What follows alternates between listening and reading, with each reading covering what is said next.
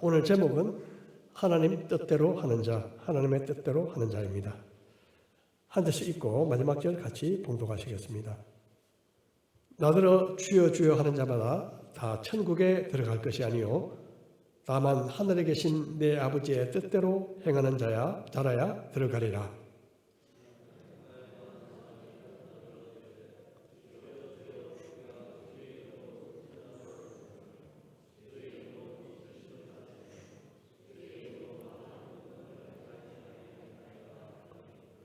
그때 내가 그들에게 밝히 말하되 내가 너희를 도무지 알지 못하니 불법을 행하는 자들아 내게서 떠나가라 하리라.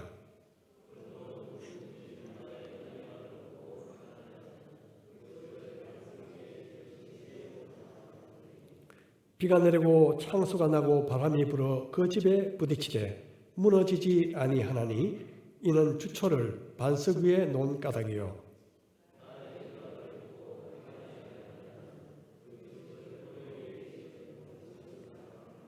함께 봉독하시겠습니다.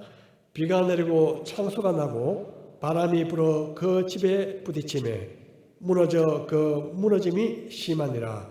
아멘. 잠깐 함께 기도하시고 오늘 말씀 전하겠습니다. 우리 하나님, 주께서 나를 정하시고 우리를 불러 주의 이름을 불러 예배케 하시니 감사합니다. 우리가 어떻게 살았든 무슨 마음으로 왔든 이 시간은 주님의 시간입니다. 주께서 주관해 주시고 주장해 주시고 주의 모습을 드러내시며 주의 음성을 들리시며 주의 얼굴을 보고 가는 귀하고 귀한 아름다운 시간이 되기를 소원합니다. 말씀을 전합니다. 예수님 이름으로 기도했습니다. 아멘.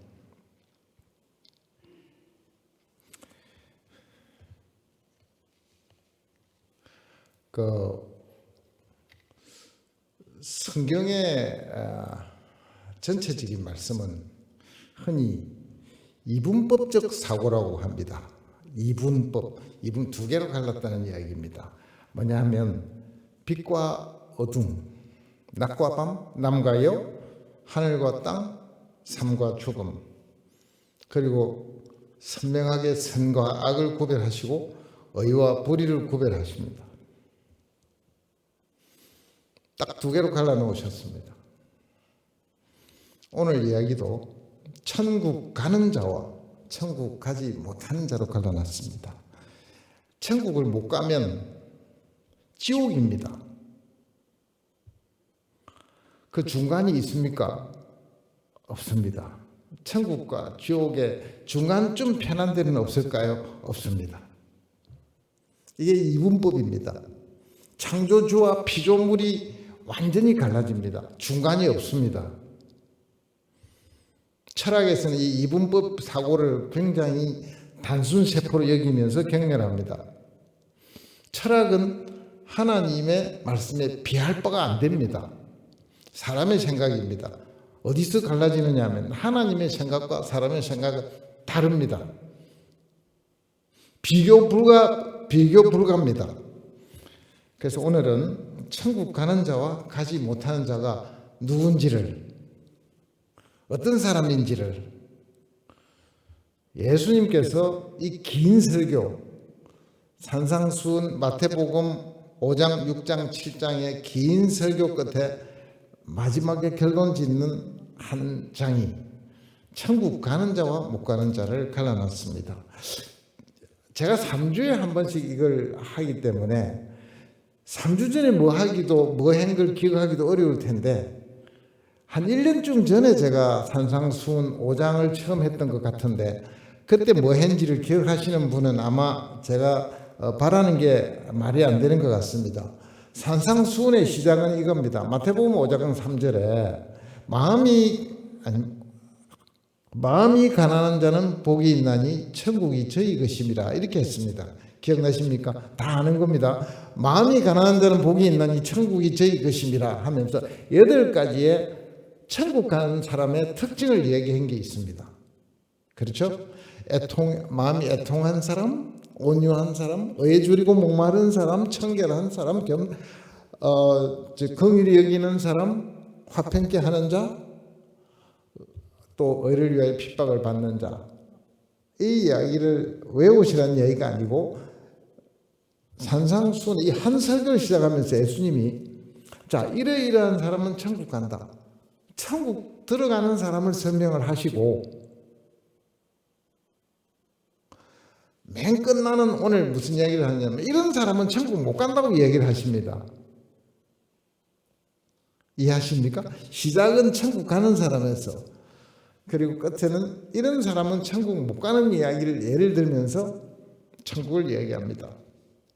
예수님이 오신 전부 이야기가 성경 창세기부터 요한계시록 66권의 이야기가 모두 다 하나님의 계획, 우리를 불러서 천국을 건설하는 것이라고 제가 말씀을 드린 적이 있습니다.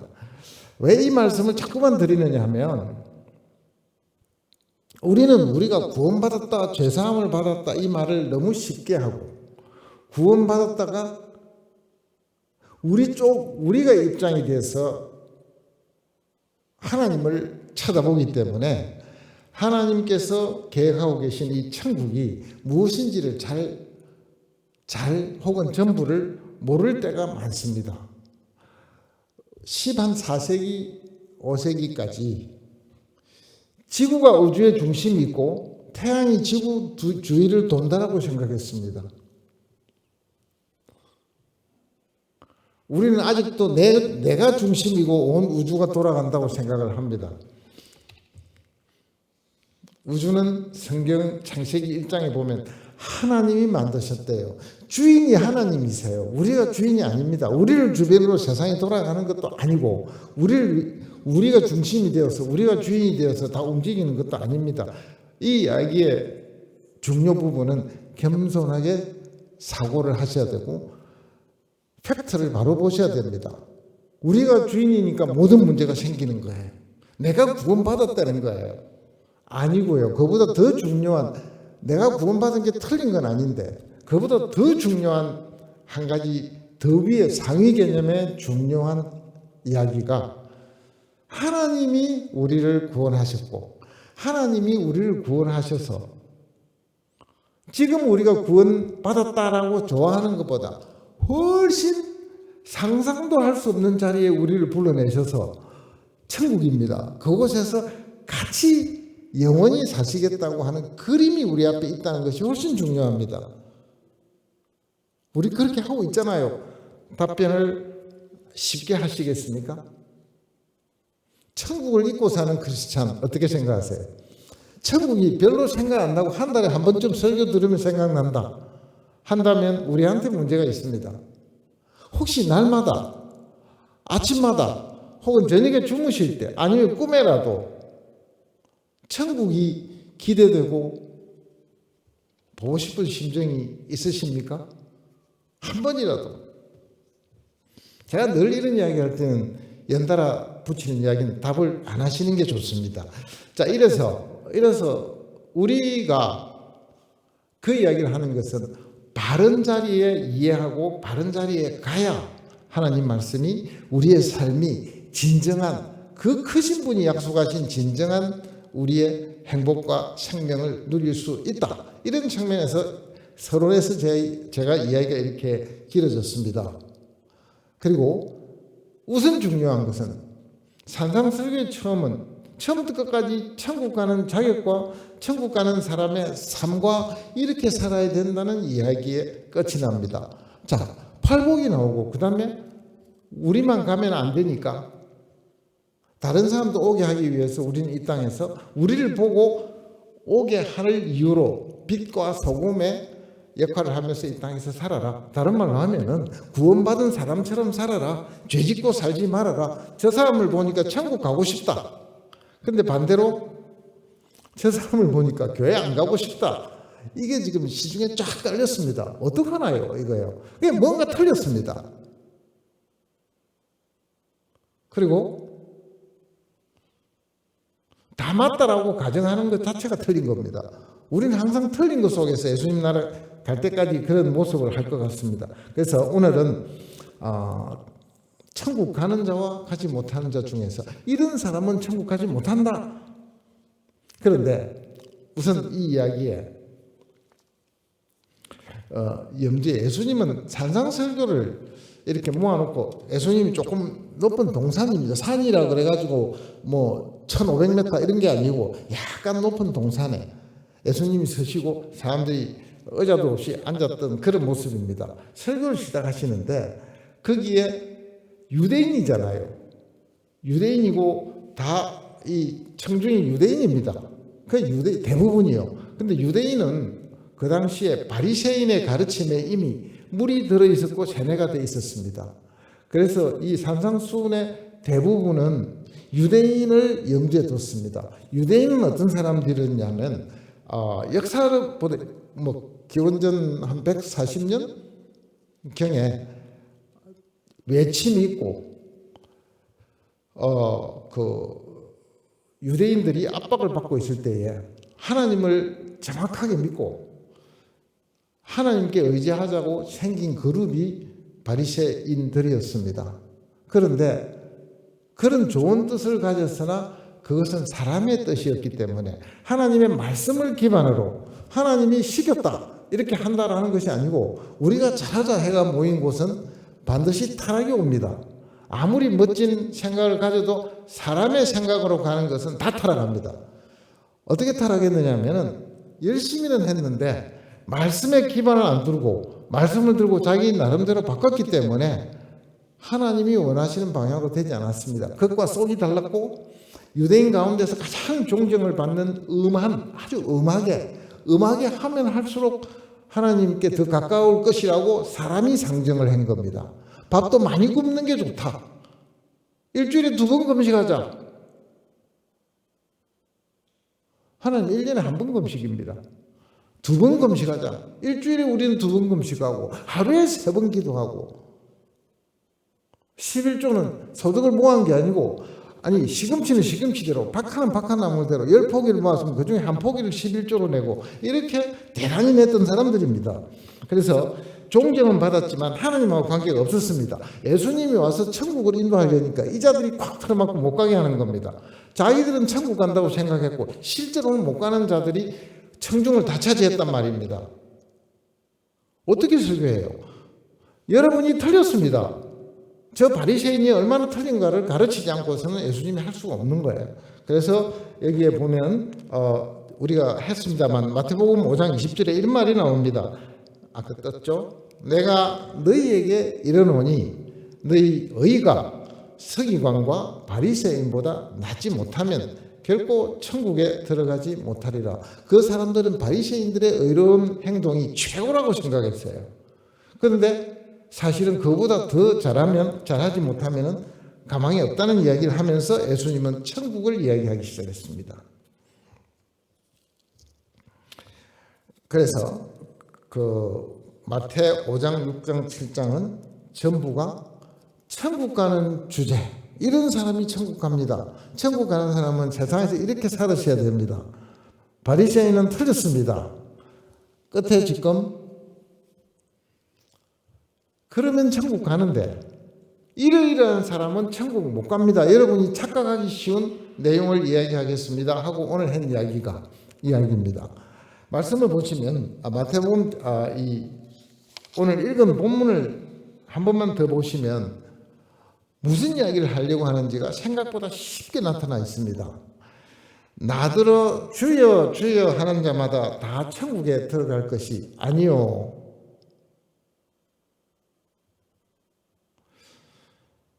다만 하늘에 계신 내 아버지의 뜻대로 행하는 자라야 들어가리라. 이게 전부입니다. 사실은요. 이게 나더러 주여 주여 하는 자가 누구냐 하면 바리새인들입니다. 그런데 이 바리새인 말고 내 뜻대로 지금부터 내가 말하는 대로 행하는 자라야 천국 간다. 내가 시킨 대로 해야 천국 간다라고 예수님은 딱 잘라서 이야기를 합니다. 너희들이 틀렸다. 내가 맞다. 틀렸는데 구체적으로 뭘 틀렸다고 이렇게 이야기를 합니다. 이 유대인들은 특히 바리새인들은 천국 간다고 철떡같이 믿었던 사람들입니다. 철석같이 믿었습니다. 천국 안 간다고 생각 못했습니다. 천국 문 앞에 가니까 예수님께서 나 너 모른다 이야기를 하는 사람들이에요. 여기까지 좀 챙깁니다. 혹시 내가 아닐까라는 걸 다 생각할 수밖에 없습니다. 무서운 설교입니다, 사실은. 그런데 이야기를 해놨습니다. 어떤 사람이냐 하면 그림을 딱 그려놨어요. 그날에 22절입니다. 그날에 많은 사람이 나더러 이르되 주여 주여 우리가 주의 이름으로 선지자 노릇하며 주의 이름으로 귀신을 쫓아내며 주의 이름으로 많은 권능을 행하지 아니하였나이까 하리니 대단한 신도의 모습을 갖춘 사람이 천국 못 갈 수 있다는 이야기를 합니다. 무슨 말이죠? 여기서 제가 그래서 성경에서 정리된 천국 못 가는 자의 유형을 한번 설명을 해보겠습니다. 천국 가는 줄 알고 문 앞에 선 사람이 굉장히 많았습니다. 무섭죠?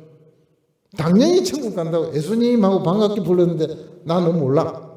이게 지금 오늘 이야기하는 천국 못 가는 자입니다.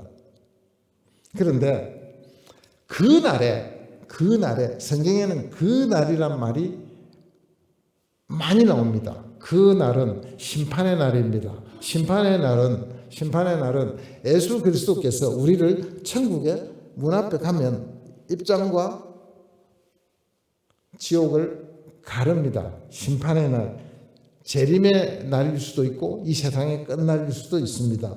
이 이야기를 많고 많은 그날 중에서 하나만 소개하면 열처녀 비유가 있습니다. 예수님 오시기를 고대하고 기다렸던 열처녀 이야기에 한 구절만 소개하겠습니다. 25장 마태 25장 13절에 보시면 그런즉 깨어 있으라 너희는 그 날과 그 때를 알지 못하느니라. 우리가 절대로 알 수 없는 그 어느 날이 그 날이라고 성경은 나와 있습니다. 그 날이 되면 베드로후서에 의하면 그 날이 되면은 온 천지가 불바다가 됩니다. 그 때는 알지 못한다고 되어 있습니다. 근데 그 때는 온다고 되어 있고요. 그래서 그 날에 그런 일이 있는데 이 두 번째 많은 사람이 나더러 이르되 예수님이 설교하는 시간에는 거의 답니다. 천국 간다고 우기는 사람들이 예수님 앞에 모였는데 내가 하나도 모른다 이런 뜻이에요.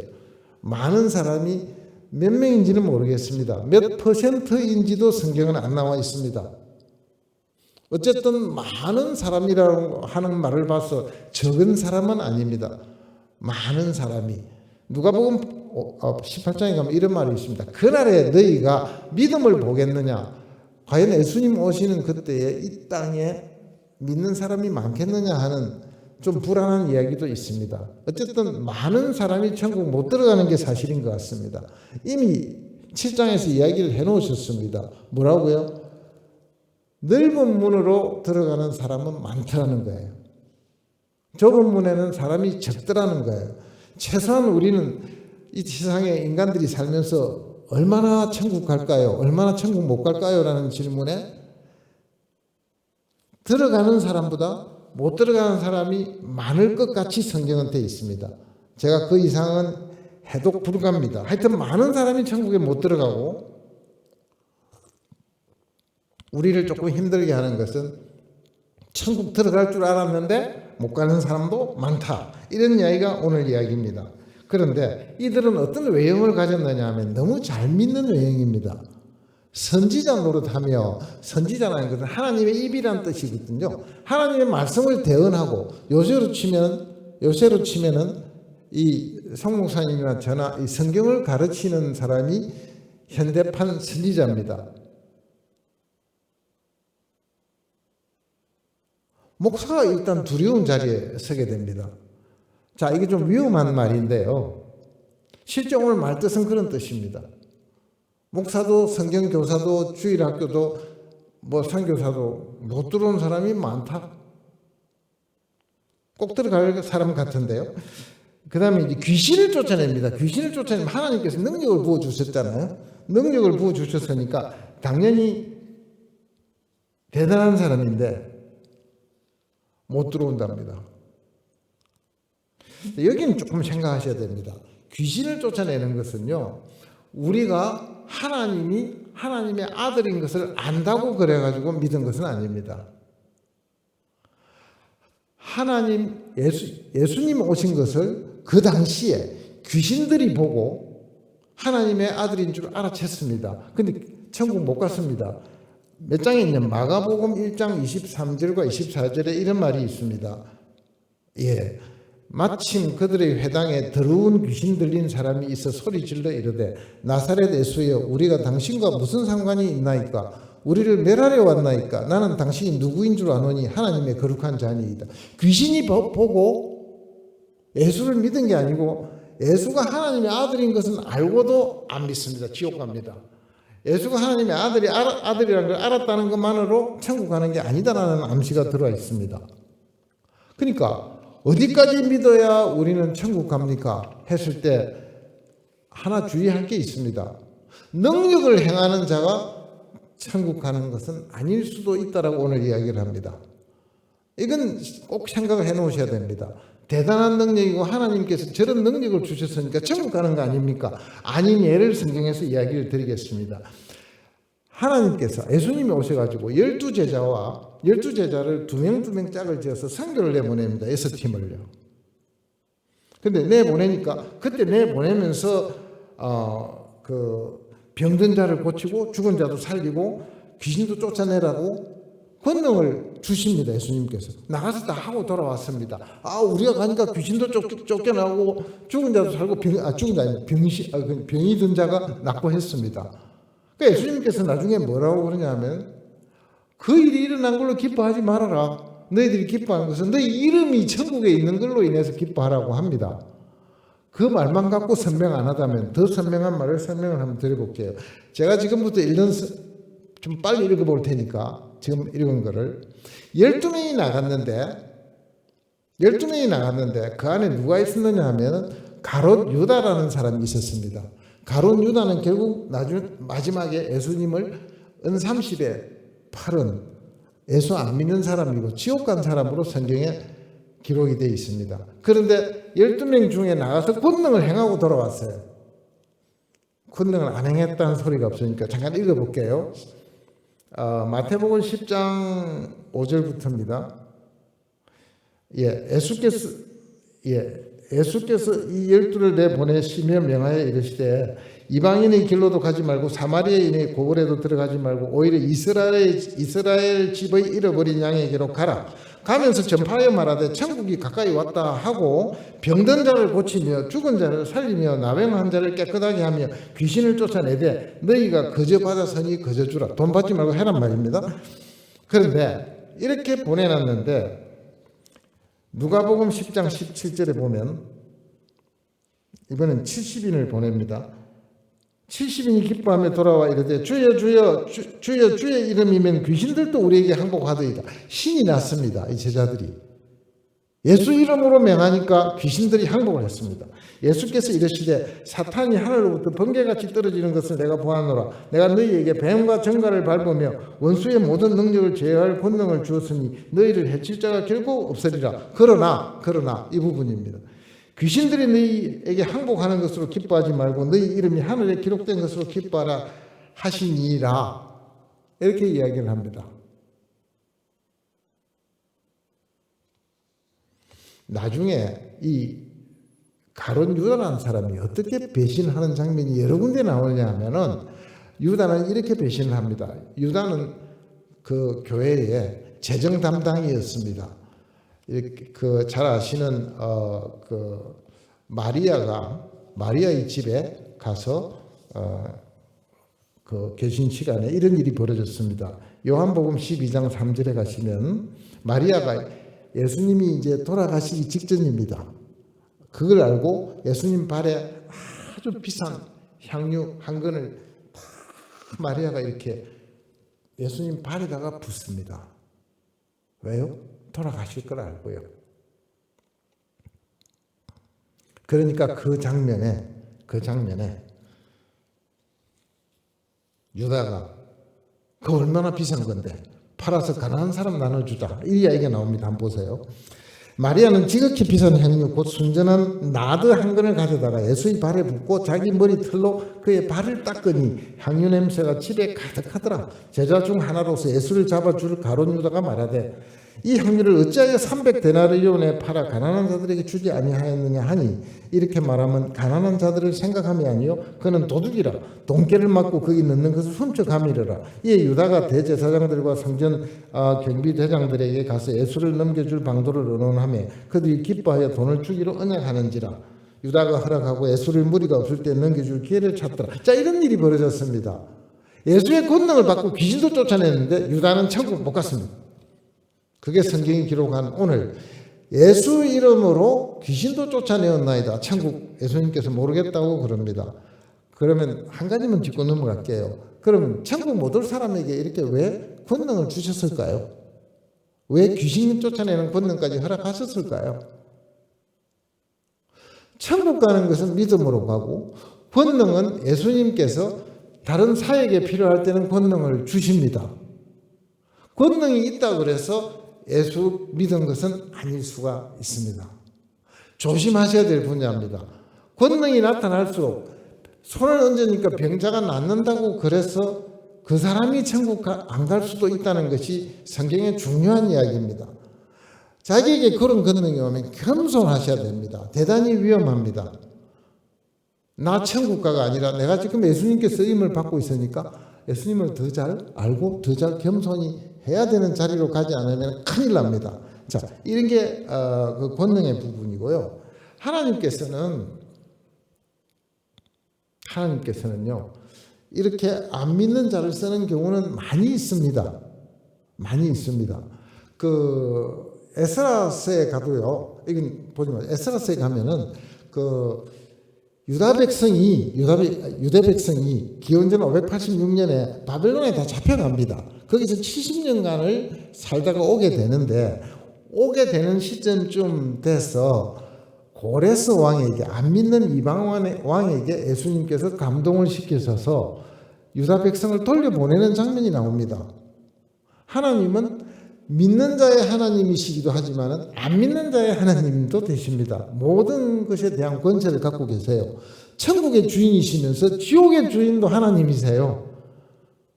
지옥을 하나님이 경영하십니까? 하나님은 모든 곳에 권세를 갖고 계세요. 지옥도 없앨 수 있습니다. 그러나 하나님이 그렇게 하시겠다 해서 지옥이 있는 거예요. 이해하시겠습니까?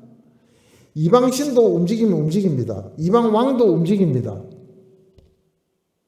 잠언에 보시면 이런 게 있습니다. 잠언에 잠언 22장 1절이죠. 잠언 22장 1절에 가시면 될지 모르겠어요. 잠언 22장 1절에 가시면 이런 말이 나옵니다. 예. 제가 순서대로 안 해서 저게 안 나오나 봐요. 제가 읽어드릴게요. 예, 많은 재물, 근데 왕이 아닌데 좀 이따 나올 것 같아요. 죄송합니다. 왕의 마음과 통치자의 마음을 하나님께서 마음대로 움직이신답니다. 안 믿는 자도 쓰셔서 하나님은 하나님의 일에 쓰십니다. 이 끝으로 이 선지자 노릇한 사람들은요, 하나님께서 선지자도 하나님이 부르시고 그 선지자의 뜻에 개인적인 뜻에 아무 관계없이 하나님의 말씀을 주셔서 하나님의 뜻을 이루어낼 수 있습니다. 그 선지자는 예수 믿는 것과 관계없을 수도 있습니다.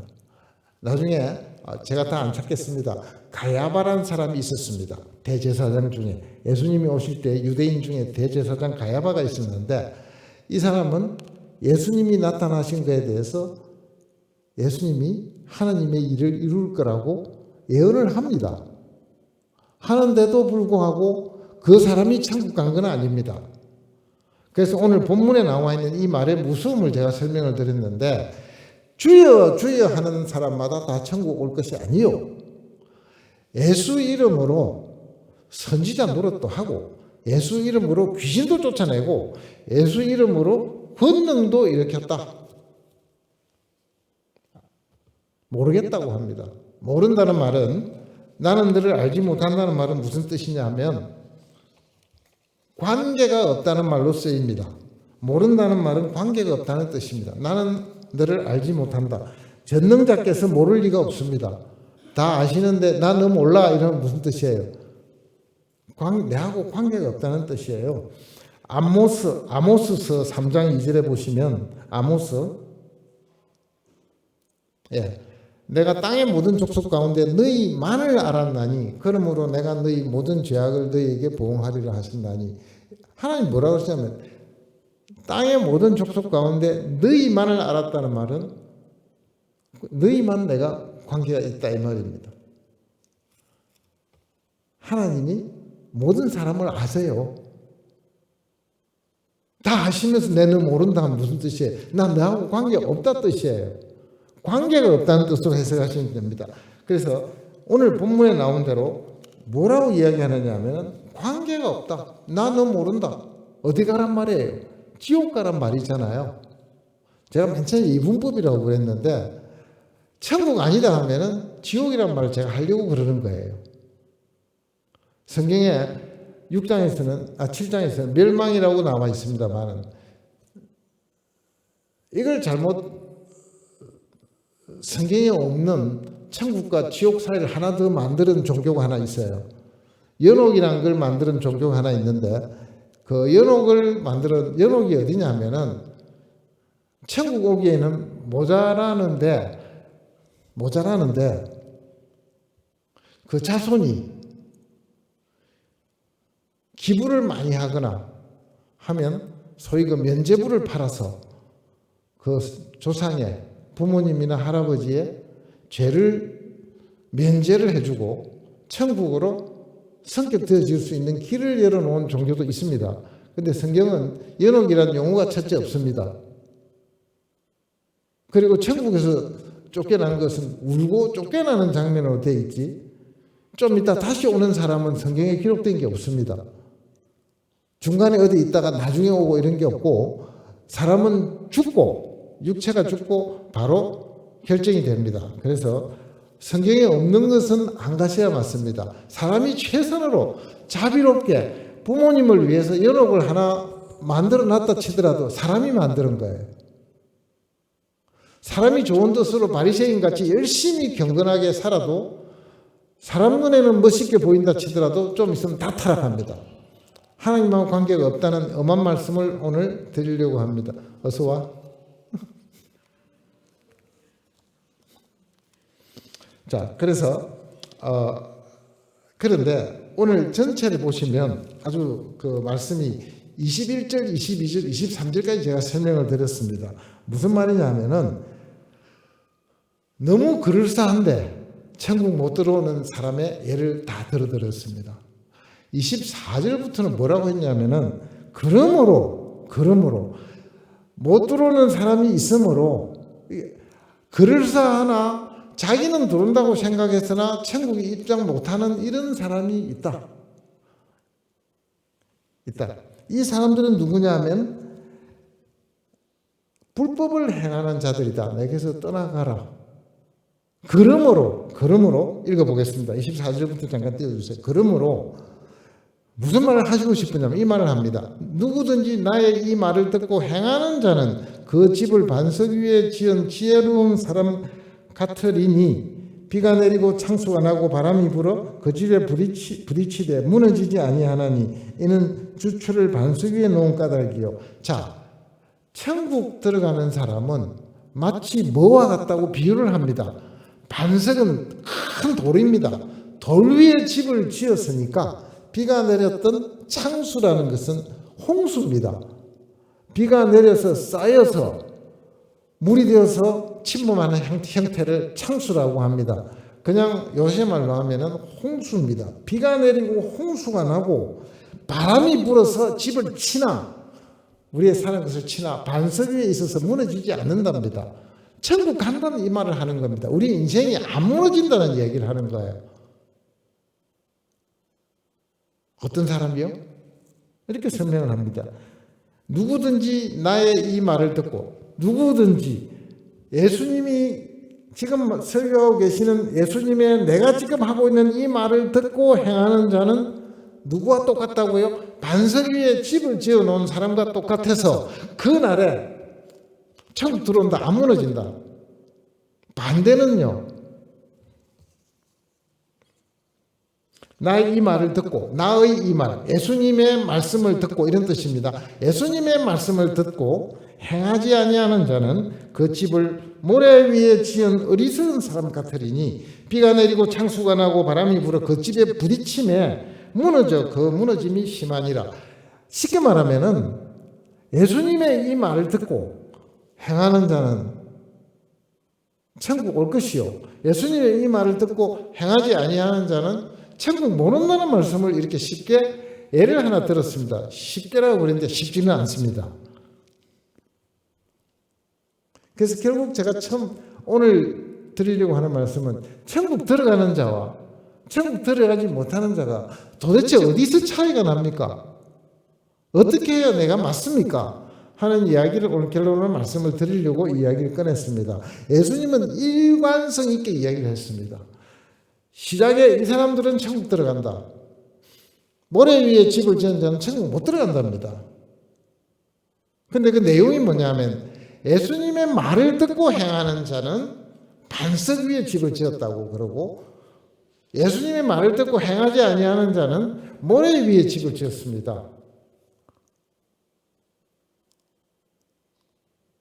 그러니까 모래냐 반석이냐의 차이는 예수님의 말씀이냐 아니냐에 딸렸습니다. 그렇죠? 우리가 사는 원리와 우리가 앉아있는 모든 사고의 기초와 감정의 기초와 삶의 기초와 가치가 어디 위에 놔야 하느냐 하면 예수님의 말씀, 오늘 산상설교도 기본이 되지만 좁게는 전체로는 예수님의 말씀 전부입니다. 성경 전부가 우리가 누워있는 터가 되고 앉아있는 터가 되고 우리가 사고하는 기초가 되어야 되고 근거가 되어야 된다 하는 말을 이렇게 표현한 거죠. 반석 위에 집을 짓느냐. 그 처음에 아까 도대체 천국을 생각을 하십니까? 성경은 천국으로 꽉 차 있습니다. 천국 이야기로 꽉 차 있습니다. 그래서 성경이 천국 이야기를 했는데 천국이 하나도 생각이 안 나면 이게 모래인지 반석인지 한 번쯤은 우리가 생각하셔야 된다 이런 뜻입니다. 생각보다 예수 믿고 사는 것은 함부로 사는 건 아니라고 저는 생각을 합니다. 때로는 저는 믿고 난 다음에 참 하나님께 큰 질문들이 하나님 전지전능하시잖아요. 여기서부터 출발합니다. 하나님 전지전능하시잖아요. 그 전지전능하신 분이 우리를 구해서 그 좋은 천국에 초대를 하셨으면 이 세상도 좀 천국같이 좀 쉽게 살게 좀 안 해주십니까? 제가 그런 질문을 여러 번 했습니다. 하나님은 전지전능하셔서 좋은 곳으로 초청을 다 해놓으셨는데 그 초청을 받은 우리는 이 땅이 사는 것이 그렇게 쉽지가 않네요 하는 질문을 제가 늘 가지고 있어서 그런 면에서 지금 이 설명을 지금 하기 시작합니다. 여기에 예수의 말을 듣지 않고 기초하지 않고 모래 위라는 것은 현실적으로 가장 쉬운 말로 요약하면 예수님이 아니고 누구예요? 나입니다. 내가 계획을 세우고 예수님하고 관계없이 내가 계획을 세우고 내가 사고를 하고 내가 가지고 싶고 내가 하고 싶은 대로 하면은 모래가 됩니다. 아무리 잘해도 모래가 됩니다. 돈을 많이 버셔도 모래입니다. 모래돈이 됩니다. 돈모래가 되든지 하여튼 모래돈이든지 돈모래든지 망했습니다. 돈이 아니라는 얘기 아니에요. 뭐가 중심이냐 하면 산상수훈의 앞에는 나중에 다시 하겠습니다만은 중요한 표현이 뭐냐면은 사람에게 보이려고 그들 앞에서 너희 의를 행하지 않도록 주의하랍니다. 그리하지 아니하면 하늘에 계신 너희 아버지께 상을 받지 못하느니라. 이 땅이 사람에게 잘 보이겠다는 것은 결국 하나님이 없다는 거예요. 내가 하는 게 자꾸 사람한테 걸리고 사람에게 칭찬을 받고 싶고 사람에게 대접을 받아서 이 땅에 사는 보람을 느끼시겠다. 그 대부분이 근데 그렇게 살잖아요. 잘 생각해 보시면 다 그렇게 삽니다. 제가 참 예수 믿기 힘들다는 게 이 부분입니다. 대부분이 이렇게 살고 아니라고 내가 뺏겨내고 떼내고 앉아서 찢어내도 여전히 남의 눈을 의식하고 살고 이렇게 하면 하나님이 기뻐하시겠다로 딱 좁혀서 순수하게 들어오는 과정을 얼마나 열심히 했겠는가, 이런 뜻입니다. 모래 위에 지은 집은 반석 위가 아닌 모든 겁니다. 반석 위라는 것은 예수님이세요.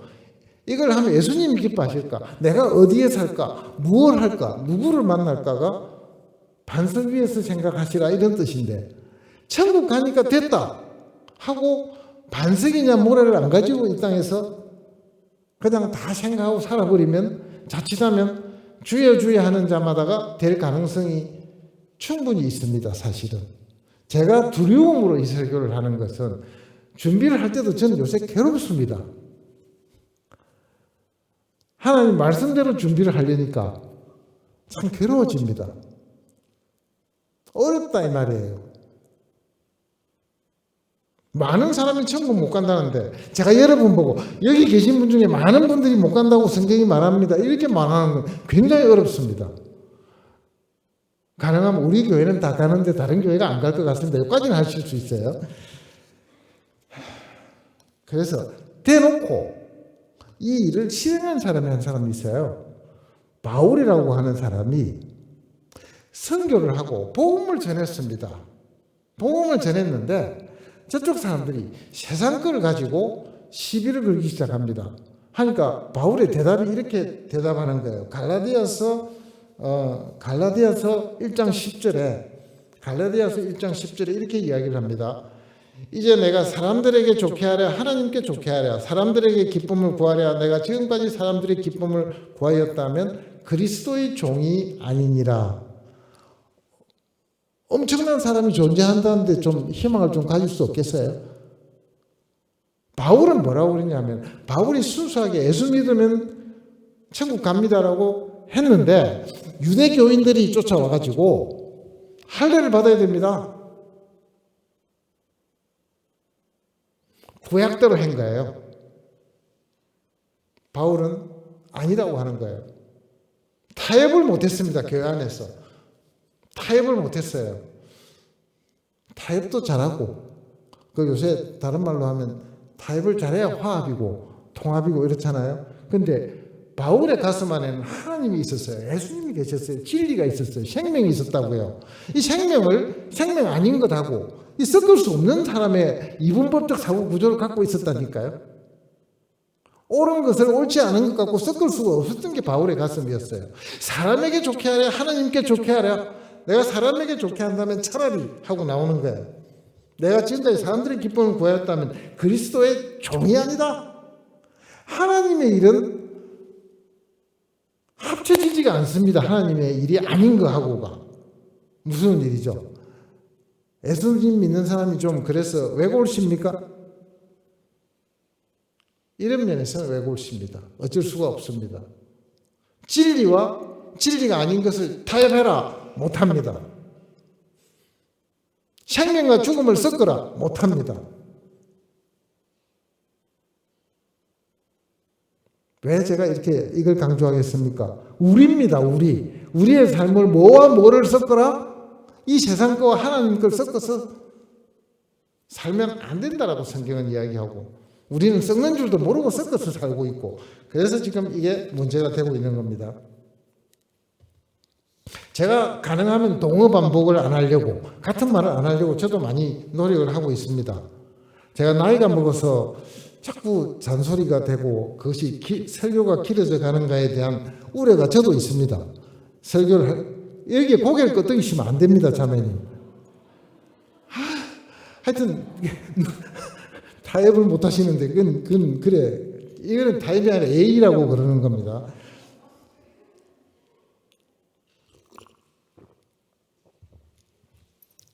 설교를 짧게 하는 게 좋습니다. 근데 바울은 설교를 길게 해가지고 밤에 너무 길어서 저 위층에 설교 듣던 청년이 떨어져서 죽었습니다. 제가 러시아에 바이칼 호수라는 데가 있습니다. 시베리아에 바이칼 호수 서남쪽쯤 되나, 거기에 몽골인이 모여 사는 동네에 제가 가본 적이 있습니다. 단기 선교차로 갔었는데 그 이제 가서 들어가니까 예배를 보는 주일이었습니다. 4시간을 예배를 받습니다. 설교도 몇 개 하고 간증도 몇 개 하고 그냥 아마 외국 갔다 오신 분은 아마 보셨을 거예요. 1시간짜리 설교가 아니고 화장실도 가고 감동을 받았는데 미국을 가니까 딱 60분에서 1분도 안 넘게 PD가 프로듀싱 하듯이 딱 재서 하더라고요. 제가 무슨 말 하려고 한 건 아무 뜻이 없습니다. 그래서 불법을 행하는 자가 누구냐? 모래 위에 예수의 말씀을 듣지 않고 그걸 기초로 나를 기초로 내 이심과 내 사는 방식과 세상 사람들에게 잘 보이는 것으로서 타협된 방법으로 사는 것은 예수님은 적당하다가 아니고 불법을 행하는 자라고 합니다. 시원하십니까? 예수님이 아닌 것은 불법입니다. 예수님만 법입니다. 이게 다른 거예요. 성경이 뭐가 다르다는 걸 제가 이분법으로 시작한 이유가 있습니다. 예수님의 말을 안 들어도 희미한 회색쯤 되면은 흰색 아닙니까 하는 말이 없다 이 말이에요. 예수님이 아니면 전부 다 불법입니다. 불법을 행하는 자, 적당히 하는 것이 예수 믿고는 없다. 선을 그으셔야 됩니다. 만약에 안 그으시고 살면 성경과 맞지 않습니다. 성경은 예수님이 한 말이고 오늘 한처럼 내가 하는 이 말을 행하는 자라고 못을 박습니다. 이 결론에서는 앞에는 부드럽게 이야기해도 이렇게 말하는 법입니다. 결론에 가면 하고 싶은 말을 시원하게 다 합니다. 예수님께서는 처음에는 살살 하시다가 마음이 가난한 자가 천국 간다. 무슨 말인지 좀 애매하게 하셨지만 끝에 가면 내 말을 안 듣는 자는 지옥 간다라고 이야기를 하는 겁니다. 그걸 불법을 행하는 자라고 합니다. 이게 딱 갈라버립니다. 자, 여기서 오늘 아버지의 뜻이 뭔지를 제가 확실하게 한번 설명을 하고 아버지의 뜻을 행하는 자, 하늘에 계신 내 아버지의 뜻을 행하는 자라고 이야기했습니다. 자, 이게 앞에서는 21절에서는 하늘에 계신 내 아버지의 뜻을 행하는 자라야 천국에 들어간다라고 못을 받고 24절에 내려오면 나의 하는 이 말을 듣고 행하는 자라야 천국 간다. 자, 천국 가는 기준이 두 개일까요? 같은 걸까요? 하늘에 계신 아버지의 뜻이 알고 보니까 내가 하고 있는 이 말이란 뜻이에요. 무슨 말이냐면 하늘에 계신 아버지의 뜻을 아들인 내가 지금 말하고 있다라는 말을 예수님이 하고 계신 거예요. 예수님은 누구냐면 하나님의 아들이시자 하나님이세요. 예수님이 이 땅에 오신 것은 내 뜻을 행하는 게 아니고 아버지의 뜻을 행하려고 왔다. 나는 아버지께서 내게 주시는 자만 도로 그날에 살린다. 아버지가 시키신 말 말고는 하나도 안 하겠다. 아들은 이 세상에 와서 뭘 했느냐면 아버지가 하라고 한 일만 하고 왔습니다. 말도 그 말씀만 하셨습니다. 따라서 성경에 쓰여 있는 말은 예수님이 한 말 전부는 하나님 아버지의 말씀이에요. 동일한 말입니다. 그걸 성경은 이렇게 좀 설명을 해놨습니다. 예수님이 누구냐를 알지 아니하면 우리는 예수 믿고 천국 간다는 말을 말만 입술에만 올리고 마지막 날에 주여 주여 예수님 예수님 하지만 예수가 누군지를 모른다면은 알맹이와는 관계가 없습니다. 예수님은 어떤 분이냐면요, 창조주도 예수님이세요. 창조를 예수님이 하셨다면은 믿습니까? 예수님이 하셨어요. 창조도 예수님이 하시고 그 다음에 이 땅을 다스리시는 분도 피조물을 다스리시는 분도 예수님이시고 거기다가 구원을 하시는 분도 예수님이시고 마지막 날에 우리가 가면 우리를 심판하실 분도 예수님이시고 천국의 주인도 예수님이세요. 어떻게 그렇다고요? 주인이 예수님이라는 말 안에 꼭 주의하셔야 됩니다. 우리가 아니고 예수님이시다 이런 뜻이 들어 있습니다. 이 땅은 나를 위해 창조된 것이 아니고 예수님을 위해서 창조됐습니다. 예수가 나를 위해서 있는 게 아니고 내가 예수님을 위해서 있다라고 생각하면 내 사고가 바뀌어야 됩니다. 자, 여기 읽어드리겠습니다. 예수님이 왜 이 땅을 창조하셨는지를 잠깐 보겠습니다. 골로새서 1장 15절과 16절을 한번 봅니다. 그는 예수님은 잘 들어보세요. 보이지 아니하는 하나님의 형상이시요. 예수님만 하나님 중에서 인간의 모습으로 오셨다 이 말입니다. 보이지 아니하시는 하나님의 형상이시요 모든 피조물보다 먼저 나신 자이시니 하나님이시니까요. 16절 만물이 그에게서 창조되되 누구에게서요? 예수님에게서 창조되되 예수님으로부터라는 말이에요. 예수님이 원인자가 되어서 예수님의 그러니까 무에서 유가 나오는 근거가 예수님이에요. 만물이 그에게서 그로부터 from이라는 단어를 씁니다. from him이며 그에게서 창조되되 하늘과 땅에서 보이는 것들과 보이지 않는 것들과 천사들입니다. 혹은 왕권들이나 주권들이나 통치자들이나 권세들이나 만물이 다 그로 말미암고 그를 위하여 창조되었다. 여기서는 by라는 단어를 쓰는데요. by 예수님 by 힘입니다. 예수님에 의해서 창조됐어요. 누가 만들었다고요? 예수님이 만들으셨어요. 그 다음에 위하여 그를 위하여 창조되었다 되어 있습니다. for him입니다. 자, 제가 영어까지 써야 되는 이유가 뭐냐면은 이 우주 만물이 창조된 목적이 예수님이세요. 오늘 이 아이가 다 이해가 안 되더라도 내가 주인이 아니구나라는 것을 하루에 한 10번쯤 생각해 보세요. 그럼 누가 주인입니까? 예수님이 주인이세요. 그럼 내 사는 게 달라집니다. 내 마음대로 살지 않겠다라는 말이 거기에서 나와야 되는 거예요. 이유가 그거예요. 내가 주인이 아니기 때문에 내 마음대로 안 사는 거예요.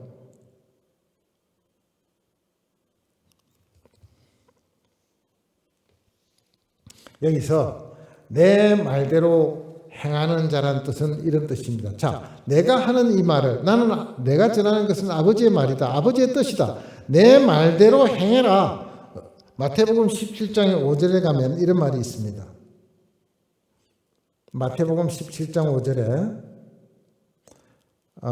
말할 때에 호련히 빛난 구름이 그들을 덮으며 구름 속에서 소리가 나서 이르시되 이는 내 사랑하는 아들이요 내 기뻐하는 자니 너희는 그의 말을 들어라. 너희는 그의 말을 들으라. 무슨 장면이냐면 변화산이라고 합니다. 변화산이에요. 산에 제자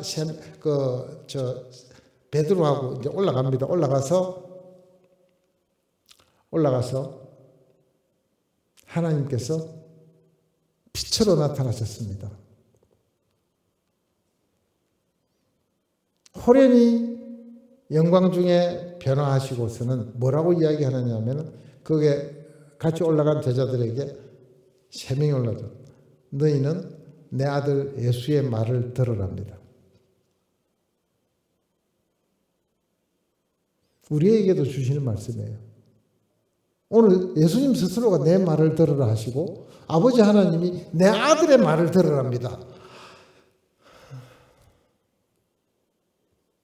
혹시나 예수 믿는 것이 예수 믿어 천국 갈 것이고 이 땅에서 잘 살면 된다라고 까지만 생각하신다면 혹은 그것이 주제가 되어 있다면 예수 믿는 것은 상당히 많이 다릅니다. 예수님이 주인이시고 우리는 완전히 변화되어야 되고 그걸로 인해서 우리 인생이 전부 그 안에서 다시 살아나서 빛을 발하는 과정이지 나도 잘 살고 예수님도 잘 살고 천국 가서 만나시고 이런 건 아니에요. 이게 만약에 안전해졌다면 제가 잘못 전한 겁니다. 오늘 보시면 그렇게 돼 있잖아요.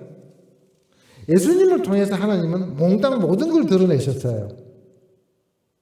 히브리서 1장 1절과 2절이 대표적으로 예수님이 도대체 이 땅에 뭐 하러 오셨는가 예수님에 대해서 설명을 해놓으셨어요.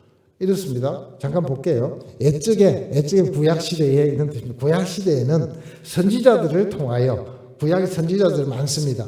여러 부분과 여러 모양으로 그러니까 하나님에 대해서 인간에 대해서 만물에 대해서 천국에 대해서 여러 모양과 여러 부분으로 그러니까 한 선지자를 보내면 요만큼 보여주시고 호세아에게 요만큼 이사야에게 요만큼 에레미야에게 요만큼 시대에 따라 요만큼만 보여주시고 여러 모양으로 하나님의 뜻을 보여주시다가 우리 조상들에게 말씀하신 바로 그 동일하신 하나님이 그러니까 구약시대는 전부 다 다른 선지자들을 통하여 하나님이 누구시며 천국이 무엇이며 역사가 무엇이며 너희가 누구라는 것을 조금 보여주시다가 이제 이 모든 날 마지막에는 이걸 다른 식으로 번역하면 말세는 한데 말세는 뭐냐면 예수님 올 때부터 다시 오실 때까지 전부 말세 기간입니다.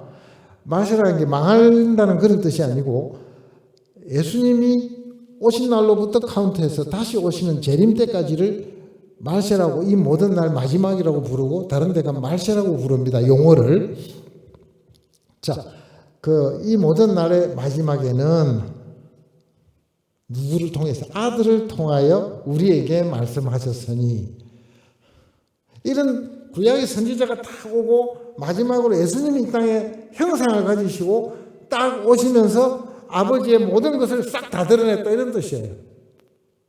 우리는 운이 좋다고 해야 될지 은혜를 받았다고 해야 될지, 예수님 오시고 난 다음에 와서 너무 좋은 거예요. 구약 시대는 깝깝한 시대였습니다. 희미했어요. 안 보였어요.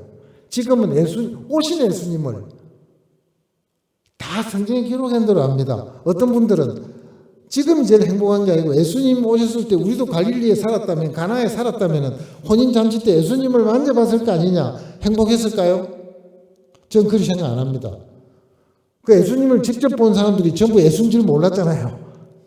전부 야단 맞아요. 우리는 이 성경을 통해서 이렇게 알 수 있으니까 우리가 훨씬 더 행복한 것 같아요. 그래서 천국 가는 자가 누구냐면, 지금부터 마지막 부분 천국 가는 자를 잠깐 설명하겠습니다. 제가 이렇게 온 힘을 다해서 빨리 하는데도 빨리 못 끝납니다. 이게 안 끝나니까 여러분 조금 양해를 해달라는 말이었습니다. 아까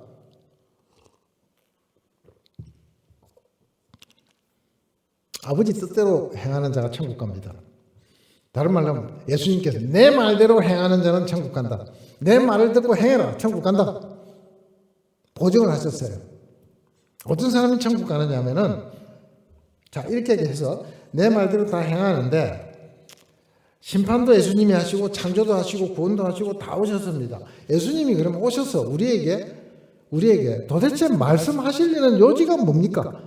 뭘 하면은 천국 간다는 뜻입니까? 예수님이 오신 목적을 성경에는 뜻밖에도 뚜렷하게 써놨습니다. 내가 온 목적은 이거다라고 딱 써놨습니다. 예수님이 오신 목적을 알면 하나님이 뜻도 알잖아요. 그죠? 딱 이거예요. 요한1서 3장 8절입니다. 명시적으로 예수님이 오신 목적을 써놨습니다. 죄를 짓는 자는 마귀에게 속하나니 마귀는 처음부터 범죄함이라. 이는 하나님의 아들이 나타나신 것은 마귀의 일을 멸하려 하심이라. 뜻밖의 마귀의 일을 멸한대요. 마귀를 지금 제가 다 설명하기는 좀 시간이 좀 그렇지만, 마귀는 하나님의 피조물입니다. 천사 중에 일부가 하나님께 반란을 일으키고 나간 무리가 있었는데 그 무리의 우두머리가 마귀라고 합니다. 천사의 장 중에 들어가고 천사 중에서 가장 능력을 많이 가진 존재로 성경은 묘사하고 있습니다. 마귀가 우리에게 창세기 3장에 가시면 사탄이라고 불리우고 마귀라고 불리우는 존재가 뱀을 가장해서 이브에게 유혹을 하고 그로부터 우리가 죄에 빠집니다. 마귀의 목적은 인간에게 죄를 짓게 해서 하나님으로부터 분리시키는 일이었어요. 그 마귀의 목적은 우리로 하여금 하나님께 못 가게 하는 겁니다. 아직도 마귀는 우리를 하나님께 못 가게 하고 천국에 못 들어가게 하는 일을 전문 업종으로 살아가는 존재입니다. 아시겠죠?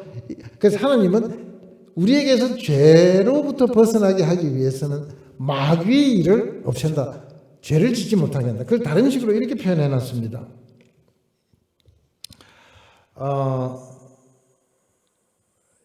히브리서 2장 14절도 동일하게 이런 표현을 합니다. 히브리서 2장 14절 보겠습니다. 자녀들은 혈과 육에 속하였음에 그도 또한 같은 모양으로 혈과 육을 함께 지니심은 죽음을 통하여 죽음의 세력을 잡은 자 곧 마귀를 멸하심. 이거 끄지 마시고 잠깐만 세워주세요.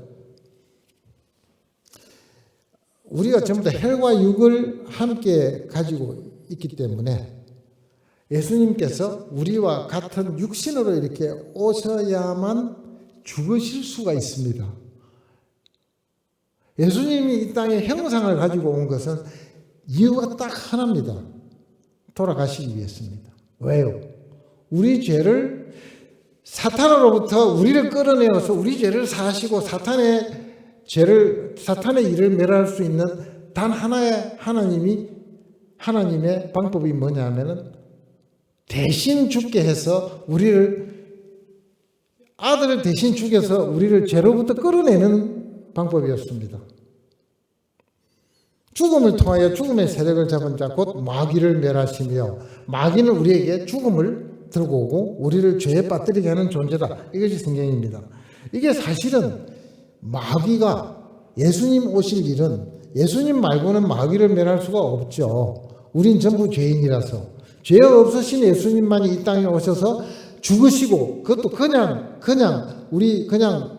무슨 형상을 갖고 오시거나 이런 게 아니고 인간으로 혈과 육을 죽을 수 있는 존재로 오셔서 우리처럼 어릴 때부터 자라고 우리처럼 고난을 겪을 수 있는 존재라야 우리 죄를 사하시니까 예수님이 하실 수 있는 방식이 우리와 똑같이 이 땅에서 고난을 받으신 겁니다.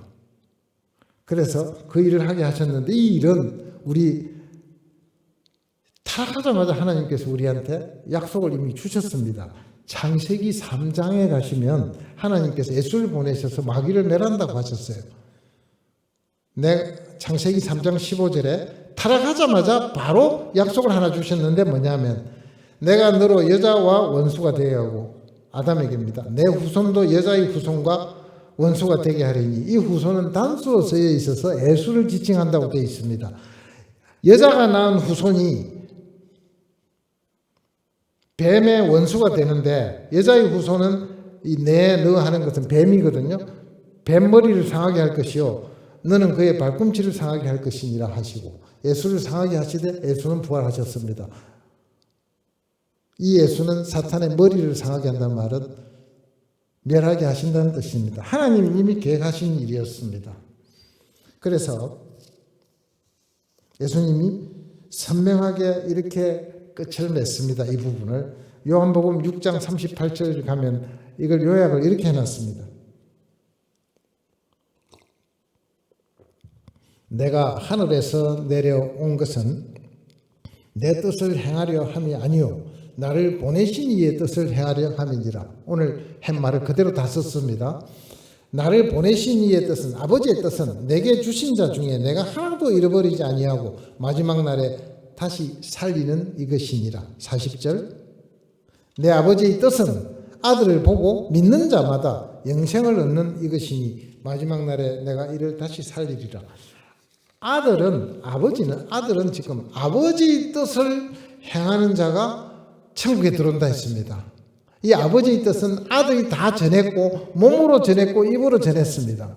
뜻은 죄를 짓지 말라는 겁니다. 어떻게 해요? 너희 지은 죄는 내가 생명을 십자가에서 피를 흘려서 아버지의 용서를 받았다. 너희는 살려놨다. 내하고 같이 살자입니다. 성경에 제일 쉬운 표현은 아버지의 사랑인데, 아버지의 사랑의 가장 쉬운 표현은 내하고 같이 살자예요. 천국에 와랍니다. 제가 번역한 가장 큰 아버지의 소원은 내하고 같이 살자예요. 이보다 큰 초청이 어디 있습니까? 내하고 같이 살자. 아무나 보고 살자 그러세요? 절대로 안 하는 게 내하고 살자입니다. 거의 그거는 청혼할 때 쓰는 거 아니에요. 내하고 살아줄래? 좀 투박합니다만 청혼 형식입니다. 하나님이 부르신 것은 사랑입니다. 죄를 사해 주시려고 아들을 보내셔서 이 땅에 죽게 하신 것은 청혼입니다. 예수가 신랑이잖아요. 우리를 신부에 비유했잖아요. 그죠? 열처녀 비유가 그겁니다. 와서 살자. 신랑이 우리 보고 살자는 거예요. 이게 사랑의 초청입니다. 이게 아버지 뜻이에요. 이 초청을 받은 자야만 천국 들어갈 거고 같이 살 수 있다는 거예요. 아무나 못 산다? 그게 뭐예요? 마음이 바뀌어야 되는 거예요. 겉만 번지르하면 안 된다는 뜻이에요. 마음이 바뀌어야 된다는 거예요.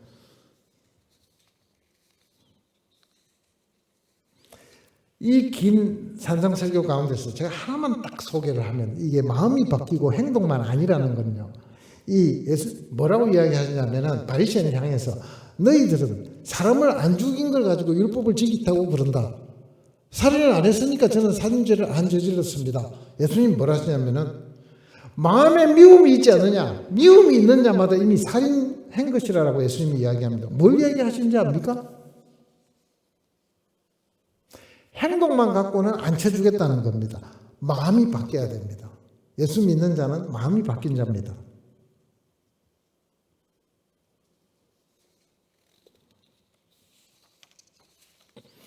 바리새인들은 겉으로 하는 거 소용없다. 남에게 잘 보이려고 길가 가다가 기도하는 것도 소용없고, 남을 구제하려고 들고 가는데 나팔 불고 나가는 것도 하늘에 상하고 관계없고, 다 천국 못 올 사람이 하는 짓이다.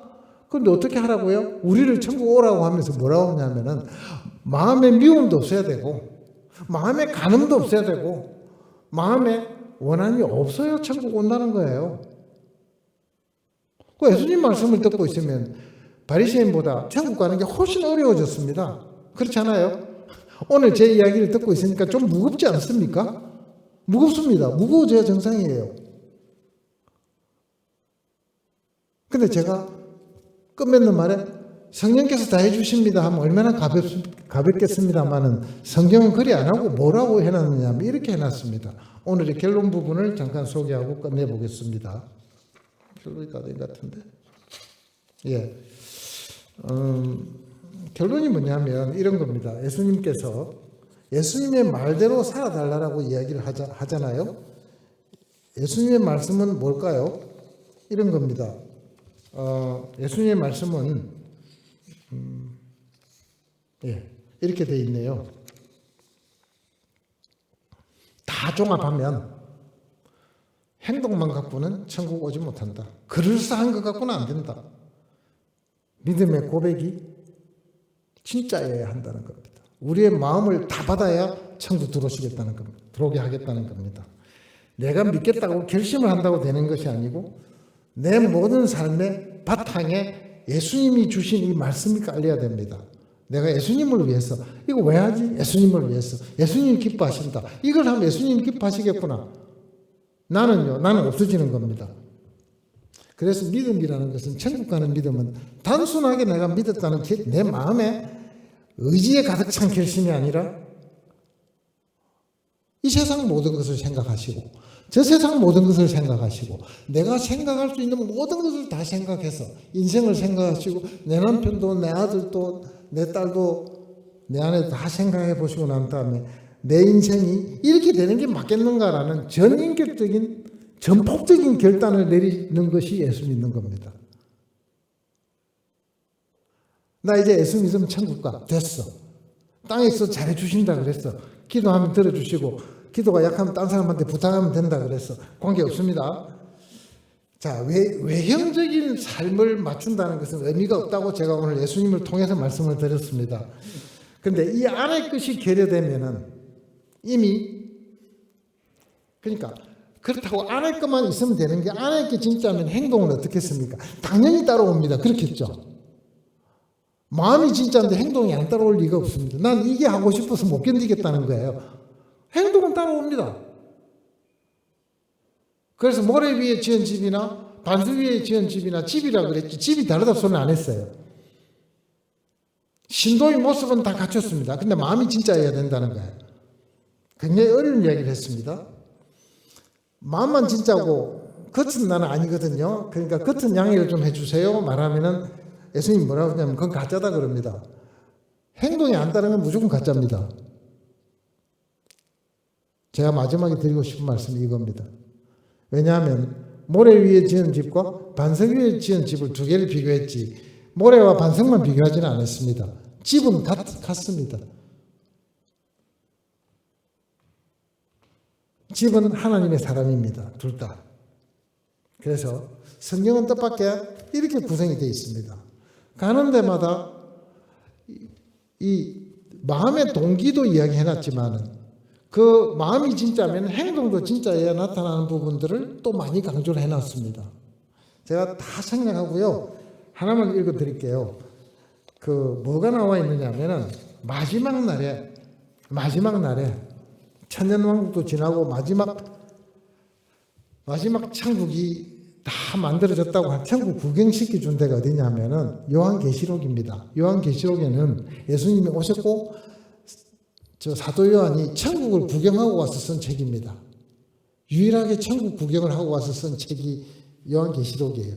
그때 뭐라고 되어 있느냐 하면 바로 천국 문 앞에서 천국 못 들어오게 하는 조건을 오늘 예수님께서 내 말을 듣고 행하지 아니하는 자는 못 들어온다는 말과 이 말을 딱 설명해 놓은 자리가 두 군데가 있습니다. 천국 요한이 갔는데 하나님이 뭐라고 그러셨느냐 하면 그렇게 아름다운 천국을 다 보여주셨어요. 이게 천국이다. 이게 천국이다. 이게 열매가 열리고 생명수가 흐르고 강이 흐르고 다 했어요. 너무 좋네요 했는데 요한 사도에게 하나님께서 뭐라고 딱 설명을 했냐면 이렇게 설명을 합니다. 21장 8절 요한계시록은 22장까지인데 21장 8절에 이렇습니다.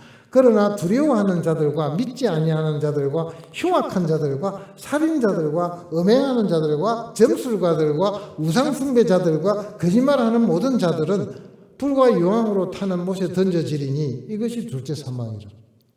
못 들어온대요. 여기서는 우리 마음을 이야기 안 했어요. 마음은 당연합니다. 마음이 있음에도 불구하고 행동이 아니면 아니다랍니다. 하나 더 있습니다. 한 장 더 가면 22장 15절에 이런 말을 해놨습니다. 개들과 점술가들과 음행하는 자들과 살인자들과 우상숭배자들과 및 거짓말을 좋아하며 지어내는 자는 다 성 밖에 있으리라. 행동도 당연하다 이 말이에요. 마음이 있으면 행동은 당연히 따라옵니다. 그런데 거꾸로 행동이 있다고 마음이 반드시 있는 건 아닙니다. 오늘 제가 어렵게 이야기했습니까? 행동이 맞다 해도 마음이 아닌 사람은 천국 못 들어갑니다. 근데 마음이 예수님 말씀에 있으면 행동은 당연히 나옵니다. 100% 나옵니다. 쉽겠습니까? 예수 믿는 거 쉽지 않다라고 저는 이야기를 합니다. 전지전능한 분께서 좀 다 해주시지요. 전지전능한 분께서 그렇게는 안 하시겠다고 성경에 써놨습니다. 그럼 어떻게 해요? 우리 보고 인격적 결단으로 이 일을 수행하라. 왜냐하면 내가 너를 사랑하기 때문이다. 라고 이야기를 합니다. 그래서 우리가 존경하는 사도 바울조차 전도하고 선교하고 매맞고 참고 하면서 뭐라고 고백했느냐 하면은 마지막 절입니다. 고린도전서 9장 27절에 이렇게 고백을 합니다. 예수 믿고 사는 길이 그냥 쉬운 길이 아니라고 이렇게 표현을 합니다. 고린도전서니까 BC 51년이나 50년경에 쓰여졌습니다. 50세나 51세입니다. 바울이 내가 내 몸을 쳐 복종하게 하면 내가 남에게 전파한 후에 전도한 후에 자신이 도리어 버림을 당할까 두려워함이로다. 예수 믿는 사람 쉽게 못 산다라고 써놨습니다. 이제 됐다 하고 나물 먹고 물 마시고 팔을 베고 누웠으니 대장부 살림살이 이만하면 조카도다가 아닙니다. 이렇게 무릉도원의 이야기가 아니고 예수 믿는 것은 긴장과 인격적인 결단과 노력과 헌신. 왜요? 같이 살자라고 부르신 아버지 하나님의 서 계신 천국이 우리 것이라서 언제 갈지는 모릅니다. 내일일 수도 있고 모레일 수도 있겠지만 이 땅을 떠나는 순간 그 아버지 품에 들어갑니다. 제가 이렇게 길게 말씀드린 것은 우리 다 천국 갑니다. 꼭 같이 가자고 하고 싶습니다. 쉽지는 않습니다. 그렇다고 재미없는 건 아닙니다. 재미없는 건 아닙니다. 썩고 하면 더 재미없습니다. 이 세상도 쩔름거렸다가 천국도 들여다봤다가 아이고 아파라 하는 것보다는 차라리 세게 가는 게 더 좋지 않을까 싶습니다. 기도하시겠습니다.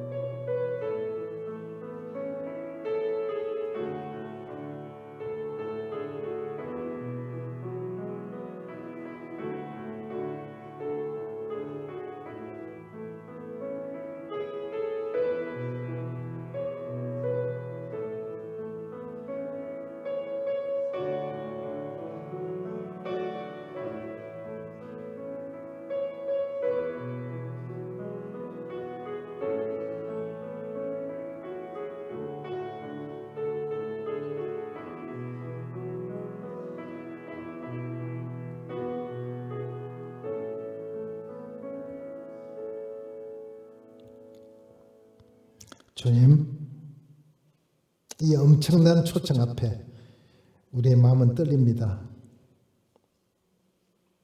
내가 가는 것이 아니라 주님이 부르셨습니다. 순종할 수 있는 마음을 허락하시고 피를 흘리더라도 이 일에 서서 걸음을 뗄 수 있도록 끝까지 걸을 수 있도록 주께서 오늘 부르신 주의 사랑하는 우리 경성대학교의 모든 분들에게 한 분 한 분 이야기해 주시고 같이 가자고 해 주시고 손을 붙들어 주시고 주께서 힘 주시기를 간절히 기도합니다. 예수님 이름으로 기도드렸습니다. 아멘.